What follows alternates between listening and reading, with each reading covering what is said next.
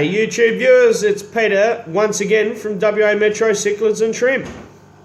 How's everyone doing? Big shout out to all my viewers and subscribers. Just a quick update on my previous video. I did mention I'm going to be doing a thing called Shout Out Sunday. I was hoping to start it off this week. Due to some unforeseen circumstances and a busy lifestyle at the moment, I've been unable to do that. So it is going to be coming next week, viewers. Super Shout Out Sunday next week. But what this video is about is the battle of the shrimp versus the assassin snails. And for the people that don't know what I'm talking about, that little fella just there, which you'll see a little arrow coming up on my video pointing at him, is an assassin snail. It's a baby one. Over here we have one there that's not so baby. It's slightly bigger. So if any of my previous viewers are watching now or subscribers that saw my initial video of the battle of the cherry shrimp versus the assassin snail, sort of a bit of a help video, I was sort of looking for any advice. I am starting to win the battle.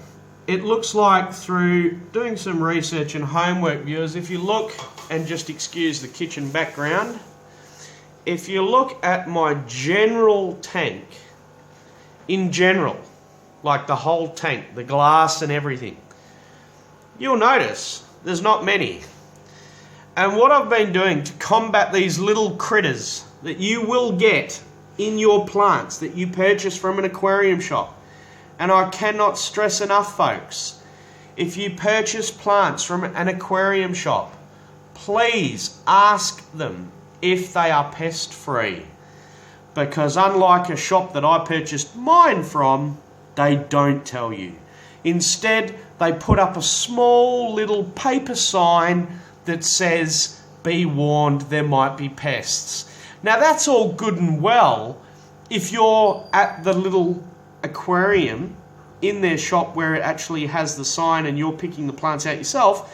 But if you go to the counter and ask them for a set of plants that you know what you want off the bat, and they go and get them for you, and you don't see the sign, and you bring them home in good faith that they are pest free, and you find out weeks later that they are not. So there you go, viewers. This is how this problem came about for any new people that are watching this video update on the battle versus the shrimp and assassin snail video. But you can see they're not affecting, they won't affect my shrimp's lifestyle in general to a point. What they will affect my shrimp's lifestyle in the long term is my baby shrimp. My baby shrimp depend on algae. For those viewers that don't know much about shrimp that might be watching this video, they depend upon the algae that's growing on this glass that I leave there deliberately for the baby shrimp to feed on.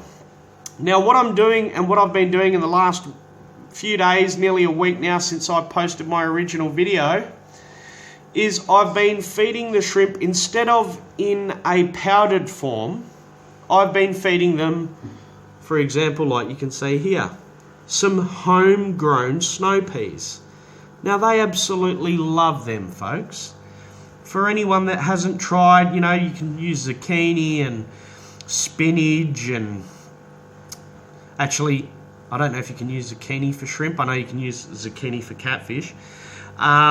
Be mindful that zucchini does taint the water of your tank very quickly, so if you use zucchini for catfish or shrimp, that you can't leave it in there for prolonged periods of time. Whereas with snow peas, and this is something I want to point out to any shrimp breeders that might not be aware, mightn't have tried the organic snow pea, and this is mainly going out to Mark's shrimp tanks on YouTube. He uses spinach. I'm a big fan of the snow pea for my cherry shrimp. They absolutely love it. They gore it like a piranha gores meat.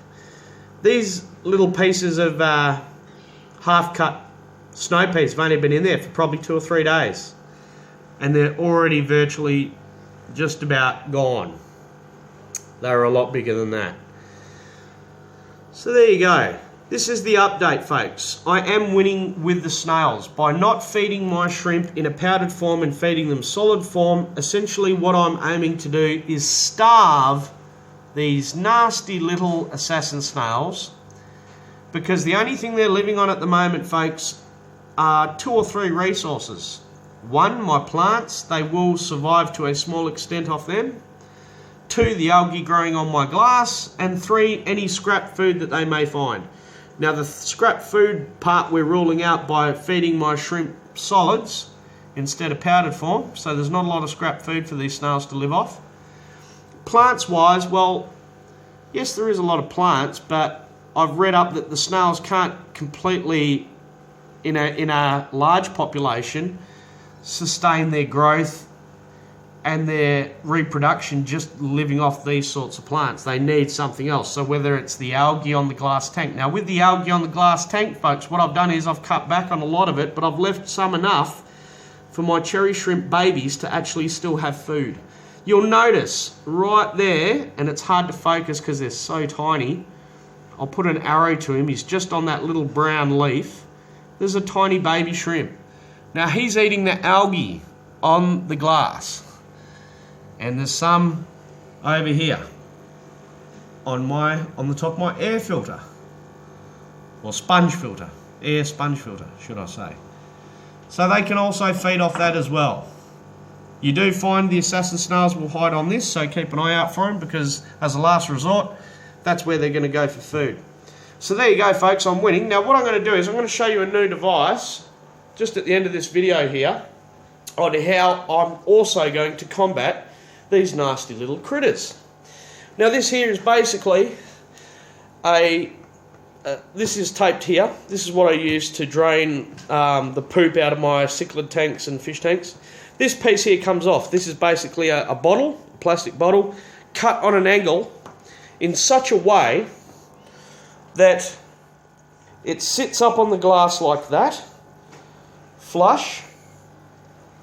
And what you do is you go along the glass, and as I disturb these little, for example, tiny little snail eggs that are, I'm going to suck them up, folks. I'm going to be careful that I don't suck up the baby shrimp, but if I do, I'm going to be checking the container I'm putting them in anyway, just to double check I don't accidentally take any baby shrimp up with it, with the snails. But there you go, folks. So these are my answers to anyone that might be having a similar problem. I am winning the battle of the snail versus shrimp using a few methods I've learnt from other people off Google, and also using a couple of extra little theories, and on top of that my little device over there to suck them straight off the glass, because you'll find 90% of these snails are going to hang out on the glass, and then when there's nothing on the glass for them to feed on, they'll hang out on your plants. And then when there's nothing for the plants to feed on, they're virtually just about dying, because the snails need food, just like everything.